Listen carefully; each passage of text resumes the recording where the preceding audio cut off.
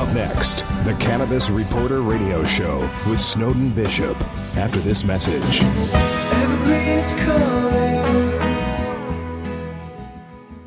Most people don't realize that cannabis is serious business that requires serious technology solutions. Hi, I'm Terry from Sunstate Technology Group, where we are seriously proud to provide technology and security systems that help cannabis companies compete and succeed. From planning and expansion to hardware and daily IT support, I'm here to tell you that having the right technology is critical to security and smooth business operations. Partner with a technology team that understands the unique needs of this industry. For details, visit sunstatetech.com/cannabis. sunstatetech.com/cannabis. And now, it's time for the Cannabis Reporter Radio Show with Snowden Bishop. Listen in as Snowden interviews cannabis industry pioneers, marijuana experts, policymakers, medical practitioners, patients, and other amazing individuals with compelling stories to share. It all happens right now. Here's the Cannabis Reporter, Snowden Bishop.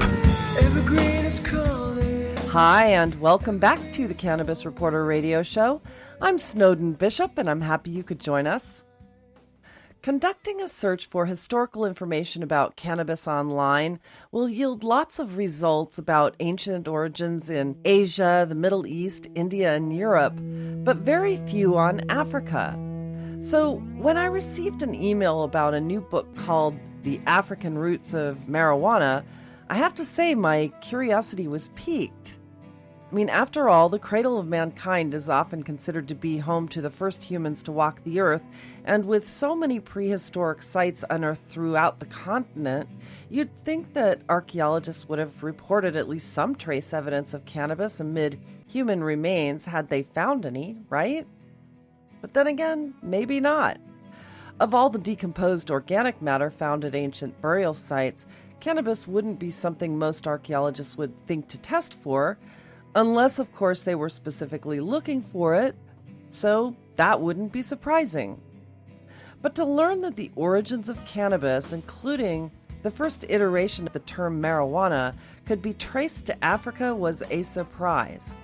But in a way, it makes sense if you consider the prevalence of cannabis use in the U.S. before the Civil War among the African slave laborers. There's always been a rather strong connection between racism and cannabis use. I mean, most people associate the start of Prohibition with the racist Reefer Madness campaign that demonized marijuana by attributing its name to the Mexican farm workers in the South, and the racial underpinnings of the war on drugs has been relentless, as evidenced by the fact that it has disproportionately victimized people of color.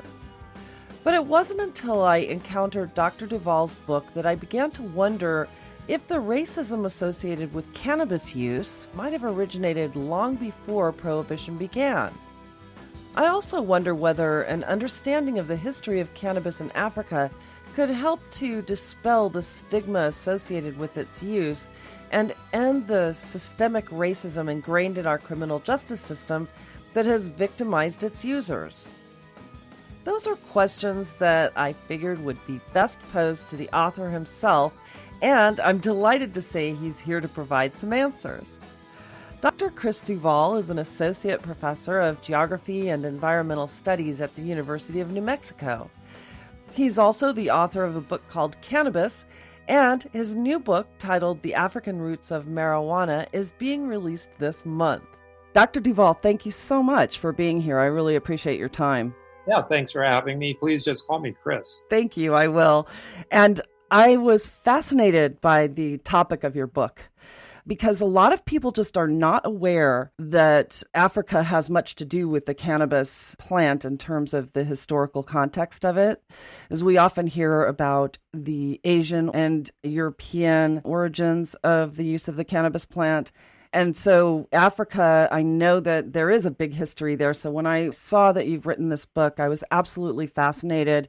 And before we get into sort of what the topic is, please just tell me what inspired you to go there as a research project. Yeah, so my background is in African studies. And after I finished my dissertation about 13 years ago, I started doing research on plant use in the African diaspora, looking specifically at plants used in the slave trade. And in doing research on plants that were used in cattle ranching, I came across a reference to cannabis as Angolan tobacco. Wow, Angolan tobacco. That's fascinating. Well, yeah, and that interested me. And in doing research in the standard books, academic books on Africans and plant use, it wasn't mentioned in there. I went to the standard histories of cannabis, and there was almost nothing on Africa in those. But as I continued doing research, I found there was a very, very strong literature, primary literature, historical documents and whatnot that describe how cannabis was used in Africa during the slave trade period, and then in context tracing back to East Africa when it was originally introduced from South Asia.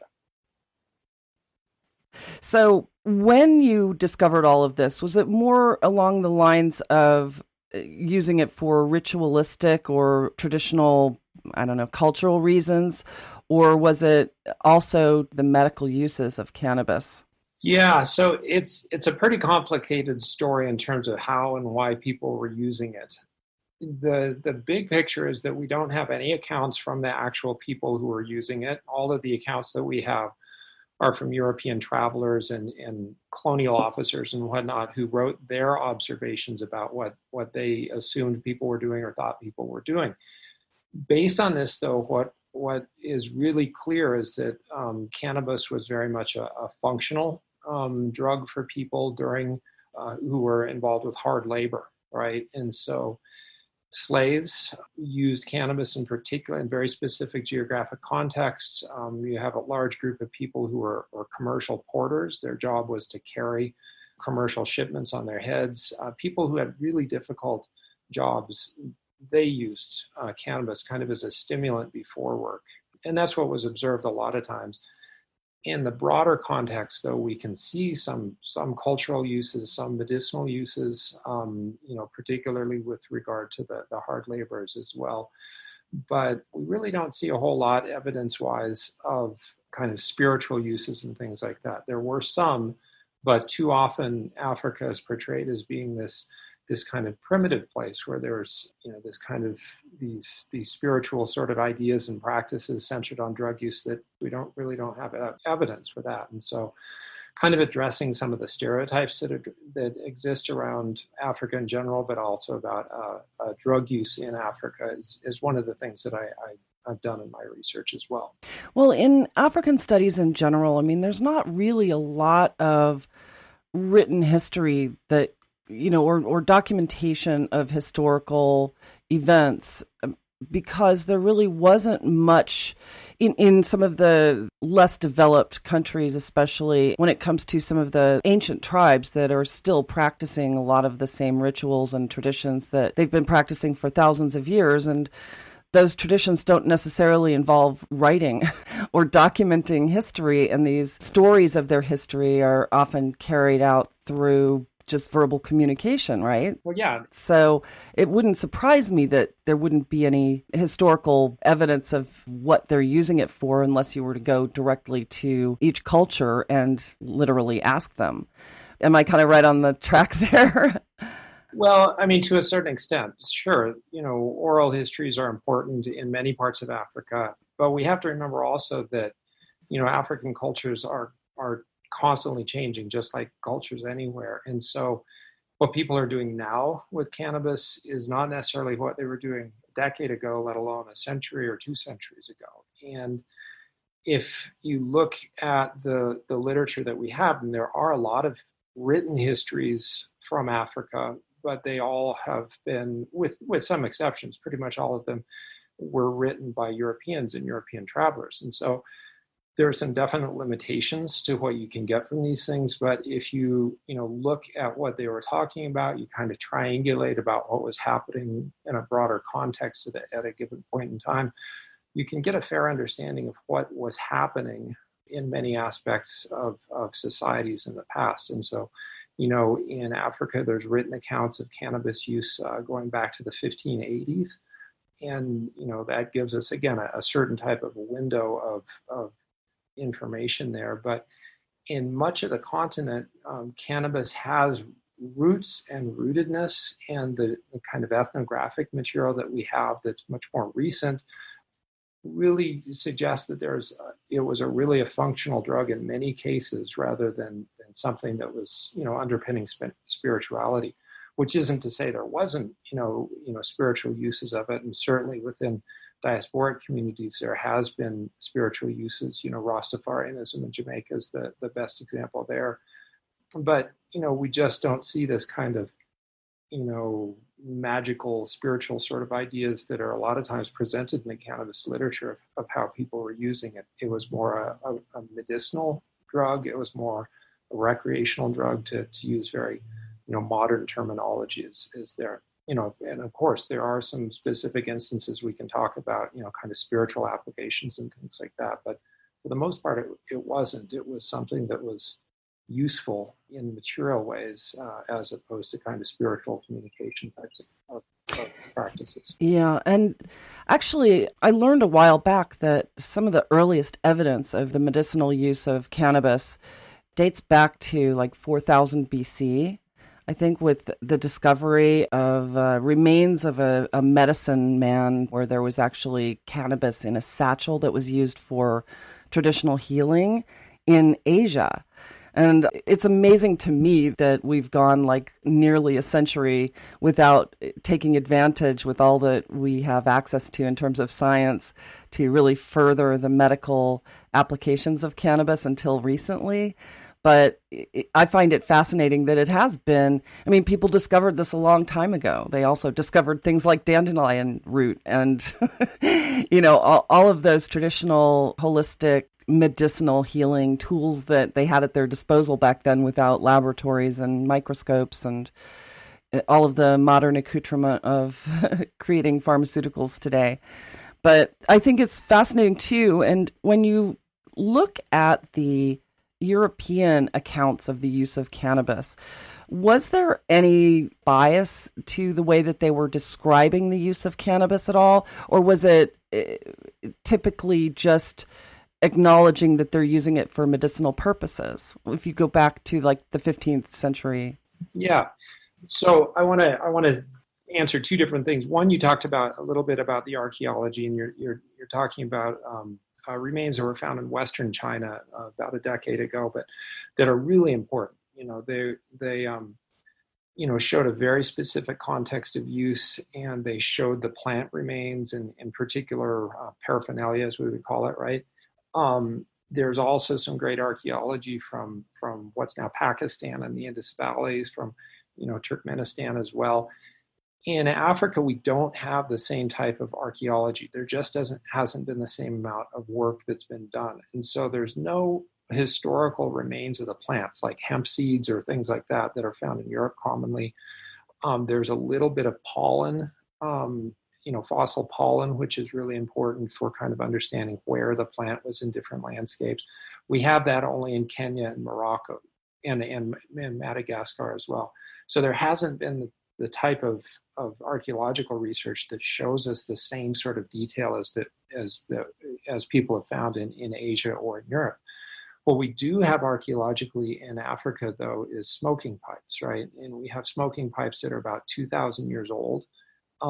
Just the bowls, the pipes themselves, where a lot of it was made from organic material, so they broke down, and so we just have the bowls. But it's a very old technology in Africa, and the earliest evidence anywhere of cannabis smoking is pipes that were found archaeologically in Ethiopia with actual residue that could be tested for cannabinoids. So there's this very long history of smoking in Africa that most people have no idea that it existed, for one thing, but it was also the place where people first learned to smoke cannabis, right? And so if you're a person and you know nothing about cannabis except it can be a smoked drug, that's African knowledge, and we have to understand that and accept the archaeological record. And as obvious as stone pipe bowls are in an archaeological site, it's remarkable how many archaeologists and others have just ignored that and assumed that, if we're finding them in Africa, well,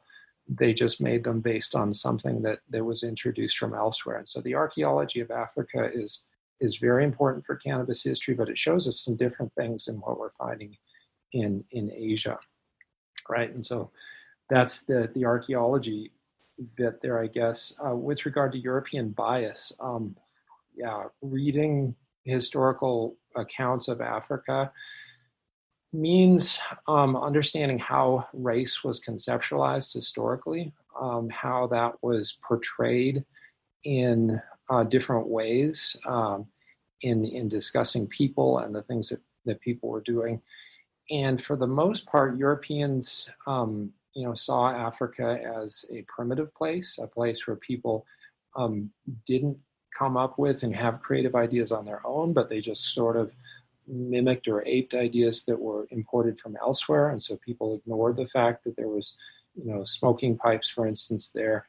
But in terms of the use of plants and plant medicines, whether it's cannabis or something else, Europeans a lot of times just looked at that as some very, primitive thing that didn't have any meaning other than just showing kind of these stereotypes of Africa and Africans, which is problematic in trying to understand the history. And so in reading the historical documents, you have to kind of look at those things and kind of parse out, well, how much of this is just kind of these ethnocentric judgments, how much of this is actual some degree of ethnographic observation. And, kind of parsing out the ethnographic observation, we can find that people had very specific medicinal uses and other material uses for cannabis.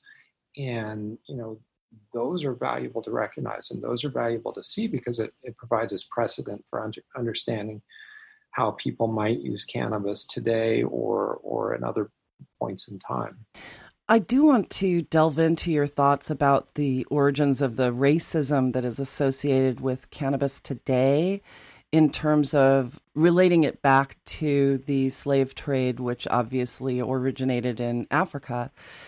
But before then, I also wanted to go back to something that you said, that a lot of the archaeology coming out of Africa just hasn't really paid much attention to whether or not there was cannabis there. And I think that, and you can correct me if I'm wrong, but it seems as though in order to find and really recognize the use or the importance of finding cannabis, archaeologists kind of have to know about it and be looking for it, wouldn't you say? Yeah, and that's certainly something. And a broader problem with archaeology is that, in the past, up until just, fairly recently, people were only looking for like clear human-made artifacts, right? The stone statue and the stone pipal and things like that.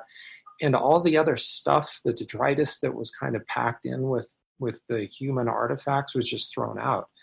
And so, people are, archaeologists are more attentive to that and are seeking plant remains, seeking seeds and other sorts of things that you can, that plants might leave behind. But yeah, in many cases, people just haven't really looked for that. And that's not just in Africa, but it's elsewhere as well. And, in Africa, limitation is that there just hasn't been as many sites explored as there has been in Asia or in Europe, other places where there's ancient cannabis. In the places where people have done the work and have been attentive for it, there's a lot of times been evidence found, but there is just kind of a neglect of it, of the plant and just kind of plant use more generally in African sites. So when you talk about the origins of the racism of cannabis, as it's permeated our criminal justice system, it's permeated the policies that have been made around cannabis. And if you look at the origins of a lot of the people who were brought over here against their will and the use of cannabis in what would now be the African American culture and the racism that's associated with that, how would you make the connection between the more ancient studies of cannabis and use of cannabis, making the arc to where we are now or where it was when the slave trade was originated here in the United States? I mean, how does the racism relate back to the findings of the origins of use of cannabis in Africa itself? Okay, so that's a big question. So the big context, and this is, what I'll say now kind of comes out of my background in African studies, is the concept of race that we have, and of categories like black and white in terms of racial categories. That traces back to the slave trade, right? Before there was commercial slavery in the Atlantic world, Europeans and others didn't have the concepts that we take for granted nowadays of black and white racial categories. Those categories came out as a kind of intellectual justification for slavery, for treating people like property, like animals, right? And so the language that we use and the thinking that a lot of people have is fundamentally derived from the African slave trade. And that's not because everyone is individually like buying into racist ideologies. It's just the basic language and concepts that we have, traced to a very specific point in time. And so when Europeans started really paying attention to cannabis in the 1800s, really after about 1820 or 1830, something like that, they were using the language and the concepts about human difference that existed at that point in time. And, when they were writing about cannabis, whether they were writing about it in the Levant, what we now think of as the Middle East, or if they were working in Africa in some places, they looked at the behaviors that people had through these racial categories. And so it was looking at what people were doing with these particular plants and understanding that as a characteristic feature of these different racial categories in many cases, right? And the challenge with cannabis is that in historic European thought, it has these two really kind of politically charged uses. One is as historical hemp, meaning in this case fiber and oil seeds and things like that. And European countries, the kings and the admirals, they really found hemp as fiber in particular very important because it was important for maintaining naval power, maritime power. And so they saw that and they framed that as this is the way that cannabis should be used. And if you look at the history of botanical taxonomy, that kind of valuation of the European perception of how cannabis should be used, that's integrated into our thinking about the plant taxonomy, not just how people were interacting with it. And so when Europeans historically saw non-Europeans, other people, whether it was from South Asia or Africa or wherever, using cannabis as a drug, they saw that as being this just wrong-headed thing to do, that they kind of incorporated within, into their racial categories as being this negative thing that these other categories of people do. And so that was written into the cannabis historical record, right? And so if you go back and you read the historical documents, it's, associating this particular plant use, all right, as a smoked drug in general, with these particular racial categories. And in colonial context in Africa, those racial categories and those perceptions of plant use were immediately incorporated into laws, the first drug control laws. A lot of these were explicitly racist and explicitly directed towards Africans, right, and aiming specifically at the hard laborers who were the most common, or at least most commonly observed users of the drugs. And so international prohibition really traces to colonial Africa. That's where the initial, drug laws against cannabis were developed. And in the negotiations that led up to there was a couple of international drug control agreements that were enacted in the early 20th century in 1912 and 1925. Leading up to 1925, South Africa and Egypt, those were the places that said we should ban cannabis globally, and they succeeded, right? And so cannabis became, controlled after 1925 because of the views of, the white minority government in South Africa and the government in Egypt. Now, a lot of times what happens in cannabis histories, and if you read literature on cannabis, it focuses just on the United States. And that's important, right? The United States has had a significant role, obviously, in international drug control. It's also important to recognize that most of the documents, most of the literature written about cannabis is written by Americans. And so the people who've written the literature have been very concerned about what's happening in the United States and what happened in the United States. And in the United States, the 1920s, the 1930s, that was the context where cannabis became illegal. And there's basically two broad reasons why people wanted to make cannabis controlled in the United States. One was pharmaceutical practice. There was a lot of problems with the cannabis pharmaceuticals that were on the market in the late 1800s and early 1900s. There was a lot of more broader set of problems with just, pharmaceutical quality and patent medicines and things like that. And so there was a lot of laws in the early 20th century worldwide about controlling pharmacy practice, and cannabis was listed in there because it was considered a pharmaceutical. And so there's restrictions on that. The other kind of motivation for early drug control or cannabis control laws in the United States were concerns that it caused health problems, right? And it's important to understand that those concerns, a lot of those traced back to colonial insane asylums in South Africa, in Egypt, in South Asia, where you had these Western doctors, European doctors, that whenever somebody came in with some sort of a mental health crisis, if the doctors didn't know what was going on, they said, well, it must be cannabis. And so therefore cannabis causes mental illness was how it was perceived. And so people in the United States saw that, and they said, well, we don't want this problem to happen. We don't seem to have this problem, but let's prohibit cannabis as a drug anyway, right, to kind of prevent this problem from happening.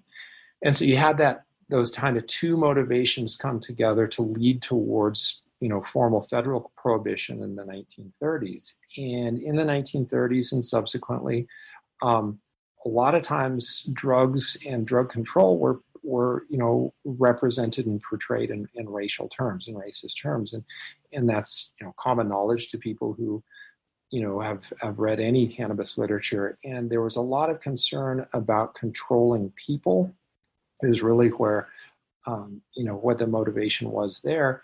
And that control was expressed in the language of the time, the language that to us is very racist and was racist then, but was more acceptable. And so attributing cannabis to certain groups, that's what was done, right? Whether it was Mexicans, not meaning the nationality, but kind of the pejorative term of just Spanish speakers in the United States, it was attributed to those groups of people. And we still have this kind of attribution that certain groups of people are, associated with certain drugs. And so in order to, control these drugs, it means we need to target certain people. And so what's the link, between the US context and the African context? It's really kind of associating particular drugs with particular groups of people. And you have this deep-seated racism that's expressed in how laws are enforced and whatnot, that kind of creates these patterns that exist worldwide, right?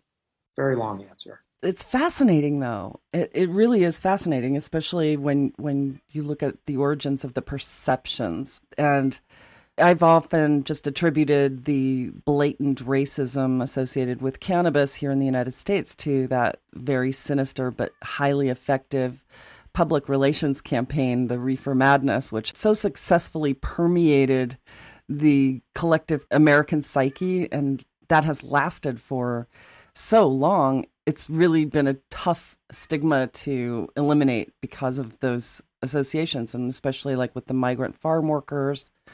And culturally, I guess the campaign tried to make the association that it was going to cause dangerous behavior, and especially within those groups, the labor groups in the South. So it's very fascinating. So, but thank you for explaining it so well, because I think that this is just a piece of the historical context that kind of gets lost in our vernacular today. And yeah, so that perception thing is really important. And in the work that I've done on cannabis, what is really missing is an understanding that historically cannabis was something that was associated with class, not race, right? And a lot of people have kind of perpetuated this notion of drug use in general or cannabis in particular as being associated with particular racial groups. And if you look historically, you're at the different stereotypes or racist portrayals that have been out there. Really, we're talking about people who had really difficult lives in many cases, right? And so, the idea of Mexicans in the Western United States, again, meaning the kind of pejorative term, not nationality. Who were those people? A lot of those people were migrant farm laborers who had really difficult lives and were basically using cannabis to treat various conditions of their life, of pain and whatnot. If you look historically at kind of portrayals of Africans, a lot of the people were slave laborers or hard laborers that they were using cannabis because it helped them deal with PTSD, it helped them deal with chronic pain, it helped them deal with all of these kind of traumas that existed. And by focusing on race, we're missing that. We're missing that important history that really should justify interest in looking at cannabis now as a way of treating, again, PTSD or chronic pain and things like that. That pro-marijuana folks pro-medical marijuana folks are aware of, but a lot of people aren't, and they just kind of see those uses as being an excuse to smoke marijuana now, but really have these strong historical precedents saying that we need to look at this relationship and try to understand why it is that people have used this substance in consistent ways for a long time. That's something really interesting that you mentioned, because the human body is really pretty amazing when it comes to gravitating toward things that help us yeah. or that our bodies need. And historically, I think that the use of cannabis was one of those things, that if somebody feels that they need it, even if they don't know why, they'll gravitate toward it. And I think you're right. A lot of people self-medicate without realizing that that's what they're doing, but they feel better when they were using it. Like before all of this information came out, that it would help with PTSD or that it would help with muscle pain or just general anxiety and sleeplessness and things like that. People who were using cannabis on a regular basis were what I found in talking to like long-term users who used it long before any policy changes were made. They'll say, that they just felt better when they were using cannabis and they couldn't explain it, and now they can. Yeah, so it's interesting. And that's cannabis is just a plant, as the saying is, right? But it's important to understand how that fit in historically, and it was something that it can grow just about anywhere. And, for people who harvest inflorescences for smoking, it can grow as a weed, and the plant prioritizes floral development. And so you can, it's something that is a subsistence pharmaceutical, or historically was a subsistence pharmaceutical for people that really didn't have many other options, or at least couldn't afford them or weren't allotted them. So, it's something that historically was important in very specific segments of human history in that role as being a subsistence pharmaceutical for people who didn't have a lot of other options. So when it came to writing the book, how long did it take you? When did you start it? Yeah, so I started really on cannabis in 2011. And before that, I'd studied various other plants. But as I studied the African history of it, I found that I really needed to understand, the global nature of the plant, And so I started reading, world histories of cannabis, and I just found that I distrusted pretty much everything I read. There's a lot of books that circulate widely in pro-cannabis circles. There's a lot of books. There's a couple books that circulate in anti-cannabis circles, and they both were saying kind of the same things that weren't convincing. There was a lot of evidence that they're not very well researched, the sort of things that I, as a college professor, say you need to cite your sources and you need to, do those sort of things. Most of the really widely spread cannabis histories just don't do that, or don't do that very well. And so I kind of put the Africa focus on hold for a couple of years so I could research a world history. And that's the first book that I published in 2014 was a world history. Once I was done with that, I returned to looking at cannabis in particular. And, it's a book that took a lot of time because, there's really very little that has been written very much on cannabis in Africa or the African diaspora more broadly. And so I had to learn about a lot of different places where I don't have direct experience. And what I ended up doing is kind of focusing on Central Africa, Western Central Africa, so countries nowadays from Angola to Gabon, really. And that's where the people-plant relationship we talk about as marijuana, that's where it originated. Right. And so the word marijuana traces to Central African languages. It's Mariamba in a language called Kimbundu in northern Angola. And so I really looked just at that area or focused on that area and looked at the rest of Africa as kind of a broader context for that. And so I kind of traced the people that were coming out of that part of Western Africa, who were taken from that part of Western Africa and looked at where they went across the Atlantic and how their knowledge survived across the Atlantic. So you're still a practicing professor, correct? Yeah. We finished finals last week. So from the academic world, did you get any pushback when you were studying this? I mean, did anybody reject the idea that you were going to go into this? And are you teaching this particular subject now? Yeah. No, I didn't have pushback against initiating the study. People thought it was interesting. What I've found, though, is a couple things. Other academics tend to be either like, hey, that's great, that's interesting stuff, it needs to be researched, or they're like, oh, you're studying cannabis because you're a stoner, right? And not really realizing that cannabis has some really interesting and important roles in human history that we don't understand very well. And the reason we don't understand it in a large sense is because prohibition really stunted research on the plant, on people-plant relationships in particular. And so I was never discouraged from doing the research, but it's not always been well received simply because people don't a lot of times take it seriously. I do teach this, the material. The last week we finished a class on looking at drugs in society and in ecology. And I really benefited from talking with students about their interactions with and their experiences with and their knowledge of cannabis, because any one of us has a very limited window into what human experiences with cannabis are, but by talking to others, we can get a broader experience. And, the people who've had, the students who've had probably most impact on me are those that have had real troubles with cannabis in various ways, and saying, hey, for them to say, hey, there's a lot of potential in this plant, but there's also things that we should be wary of as well. That's important.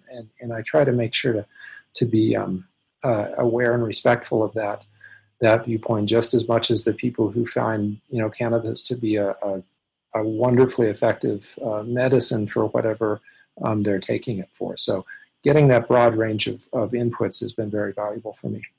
Well, that's pretty interesting.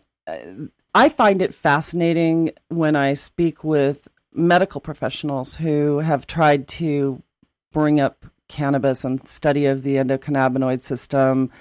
And still to this day, despite all of the amazing medical advances regarding cannabis, it's so underrepresented in medical schools. And I'm of the belief that cannabis could actually transform the field of medicine. I mean, when you consider that 47,000 people died from opiates that didn't need to, because of, the misinformation that was out there about the overprescribing of opiates back in the 90s and early 2000s.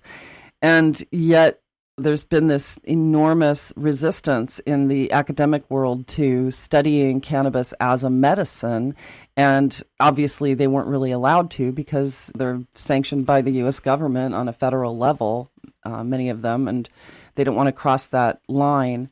So, and also we've had these issues with only one source of research cannabis, which is so poorly grown and filled with mold and all sorts of other pathogens that you can make patients sick by studying it.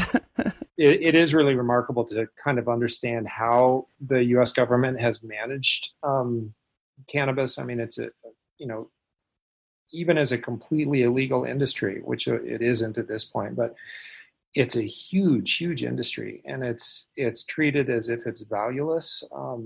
And it's remarkable how little investment that the U.S. government has put into it.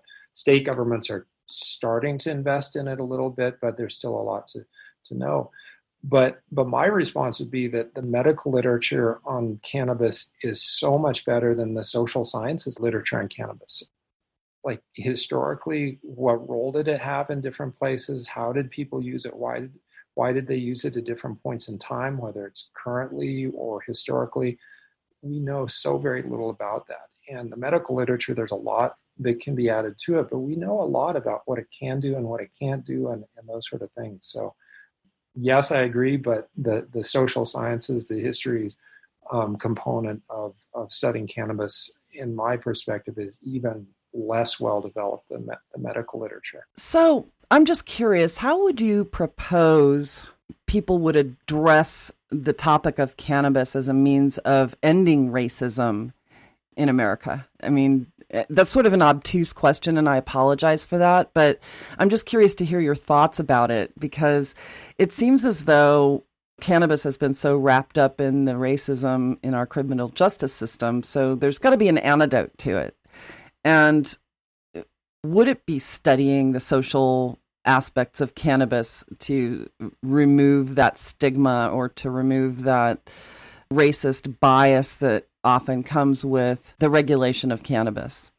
Yeah, so I mean that's again a really complex question. So decriminalization, legalization, right? They're two slightly different things, but one of the biggest and most important arguments to make for decriminalization, for legalization, is because of the racism that exists in drug law enforcement, right? There's a lot of data out there that shows that, in this country and in Brazil, and there's a little bit in Europe as well, Portugal and Great Britain come to mind, that the people who suffer the most from drug law enforcement are people of color, right? And that shouldn't happen.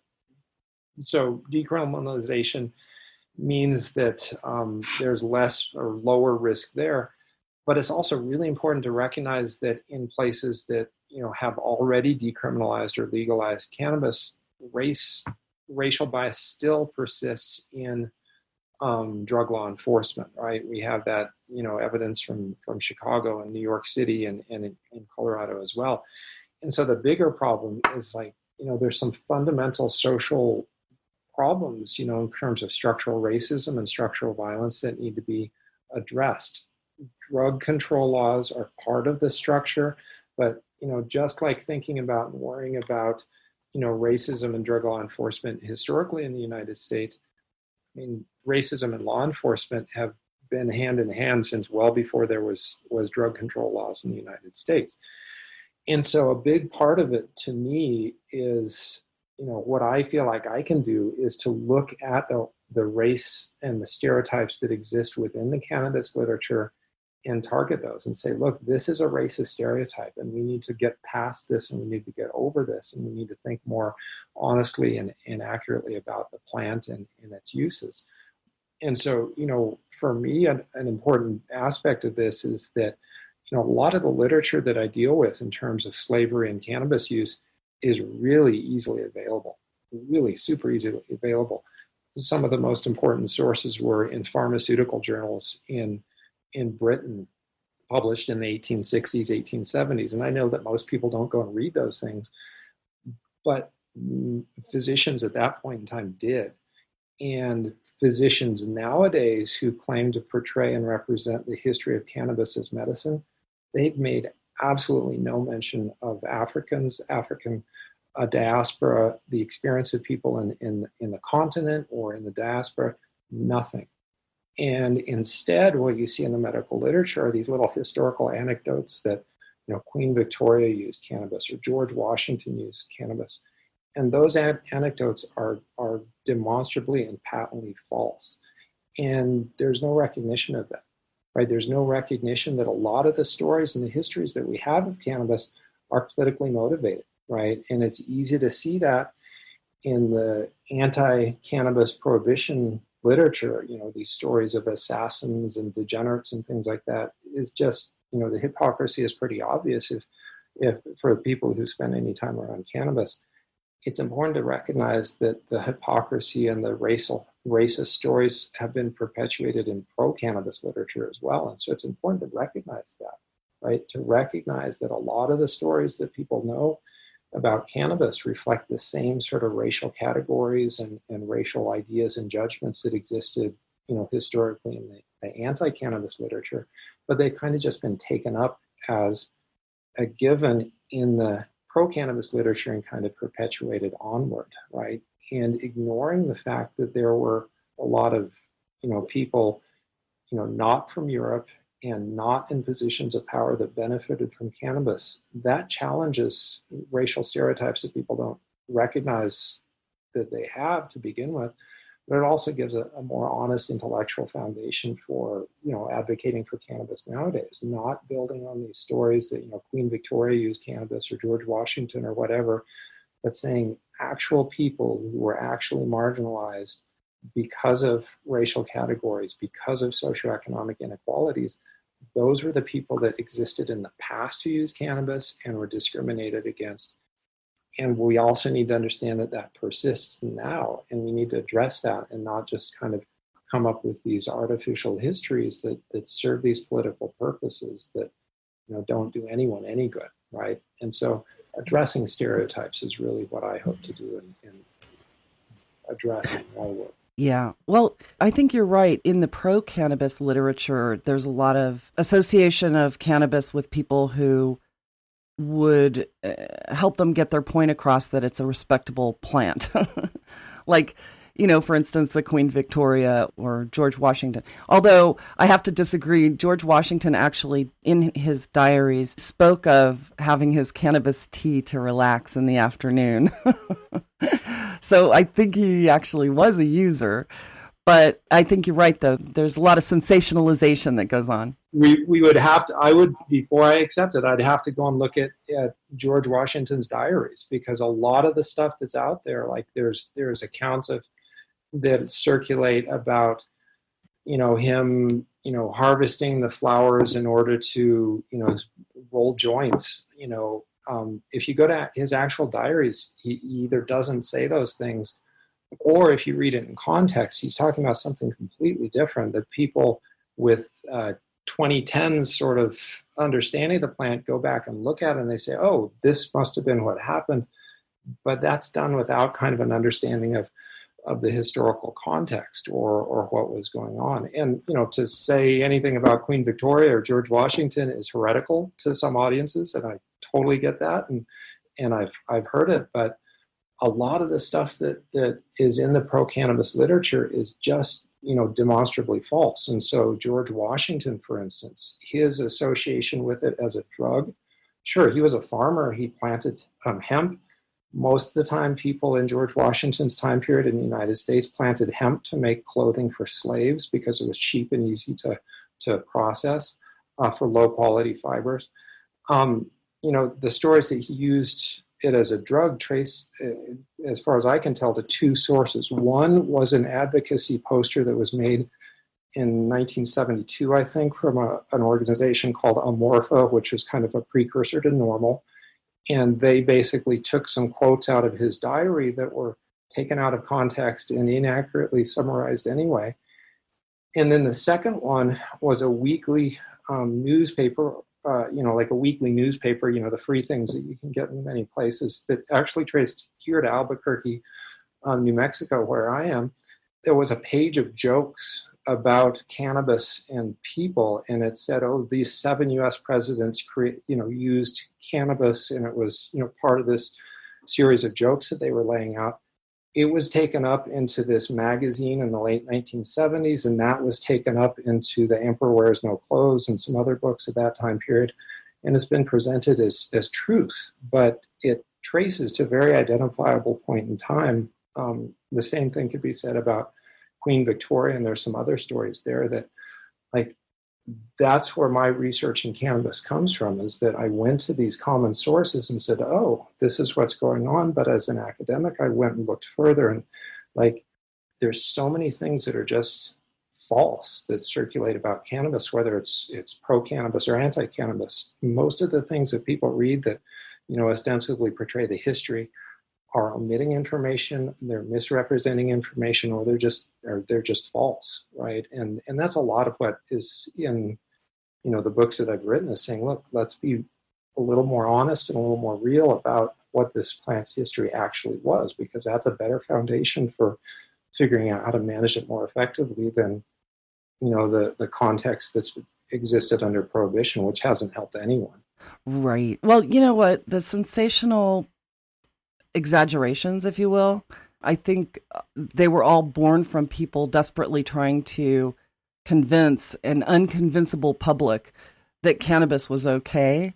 And historically, that's got some significance as well. I think, it's just very interesting how it has all evolved. And I think you're right. Because of that, there's just a lot of misinformation that actually backfired. Instead of being a tool to convince people, it was a tool to say, oh, you people are nuts.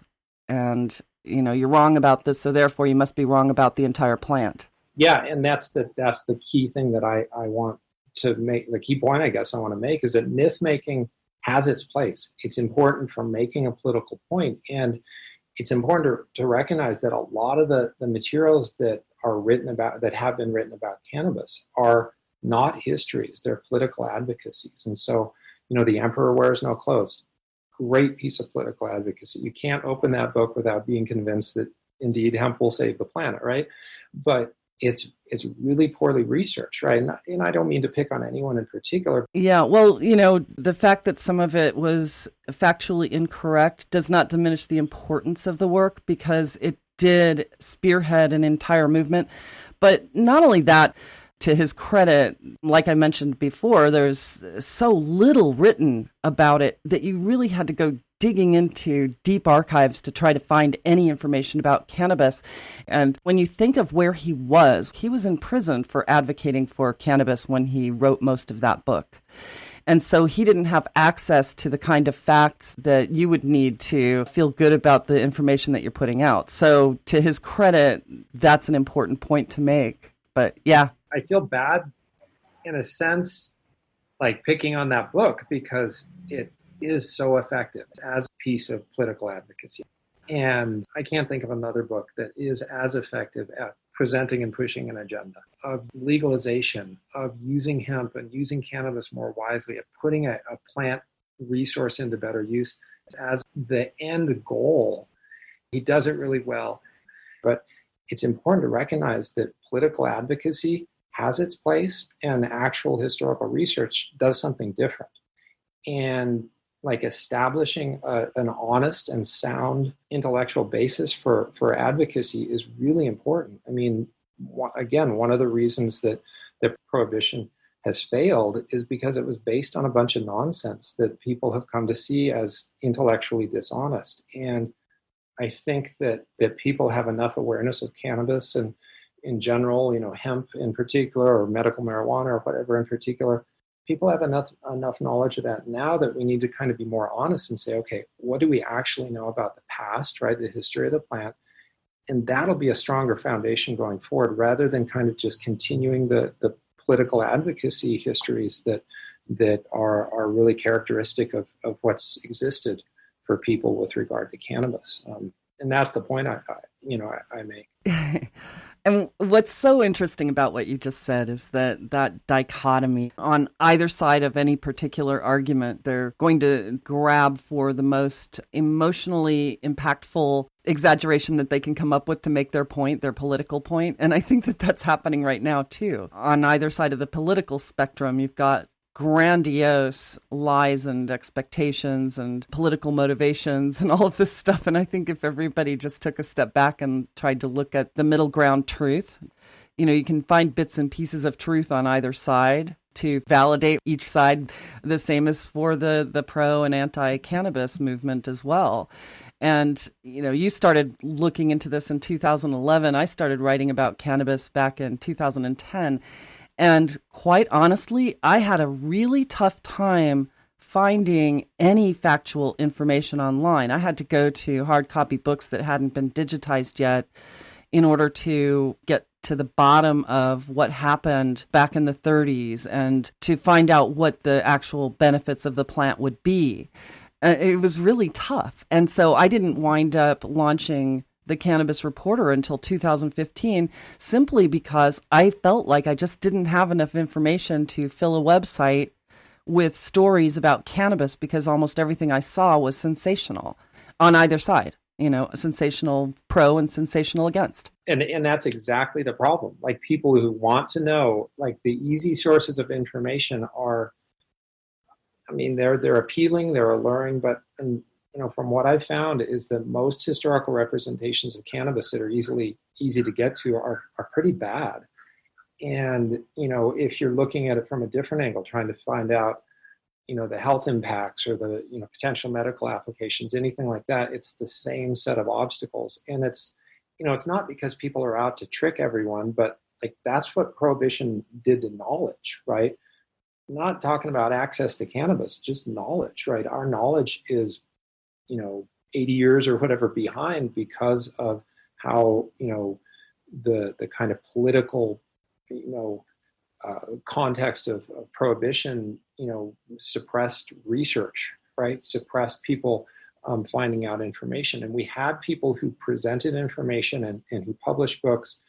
Some of them are strong, a lot of them are bad, and it's really difficult to kind of weed through that. And, for me, again, I felt like I had to go and write a different book in order to write the book just focused on a continent. And if I was going to focus on a very particular location, then there'd be a whole other series of obstacles to get over as well. So, that's, the problem that you described is the problem that exists for so many people, that we're at the point we need to move into like new knowledge and understand that a lot of what we're doing with cannabis has no real precedence, right? Using CBD, medicinally as an extract or a tincture or whatnot, that really doesn't have any precedent, right? The ways that historical Europeans used it medicinally, it's not the same thing, right? And so we have to understand that there's a lot of new territory, which is exciting that we're moving into, but we also have to understand that a lot of the histories that we're presenting ourselves are not accurate, right? The fact that Africans and African Americans and Afro-Brazilians are completely absent from the medical literature, at least the historical, the history of medicine part of it, that's unacceptable, right? To go and say, oh, Queen Victoria used it, so therefore it's, should be, super valuable in medicine. That's dishonest and it's deceptive, and we really need to embrace the history of the plant for what it is and get past kind of the period of prohibition where it's the political advocates are those who are setting the knowledge base and setting the grounds for engagement and things like that. It certainly had its place. The political advocacy, it still has its place. There's still a lot of political challenges that people are facing, but we also need to kind of understand that political advocacy is not the same as medical science or social science or history, anything like that. Yeah, well, two things. One is that the cannabis vernacular was removed entirely from the pharmacopoeia when it was made illegal. And back in the day when Anslinger was pushing it through Congress, did not have the support of the American Medical Association or the incarnation of it. So that's one thing. And then, the other thing I wanted to mention is that this is the reason why books like yours are so important, because we really do need to have that scholarly account to sort of counter the sensational propaganda on either side, the pro and anti-marijuana propaganda of the cannabis plant to push the political points of either side of this issue. So, kudos to you and congratulations on the book. And I'm really excited to see what happens when it comes out, because I have a feeling it's going to be one of those books that in and of itself will be of historical importance. And I'm convinced that this movement is one of the most important that we'll experience in our lifetime anyway, in terms of its impact on society in general. I'm sorry, it's certainly there's no other movement that I can think of that's operated in the same way, that it's really, from the ground up, where it's people who've been interested in this particular plant really pushing the agenda, and it's not been top down. It's been people like, the political advocates that have existed since the 60s and 70s. It's people like you who are saying, hey, let's look at what's actually going on in the world around us, rather than waiting for some sort of a change to come from the top down. So it really is an exciting time, a fascinating time to see how the human relationship with cannabis is changing. And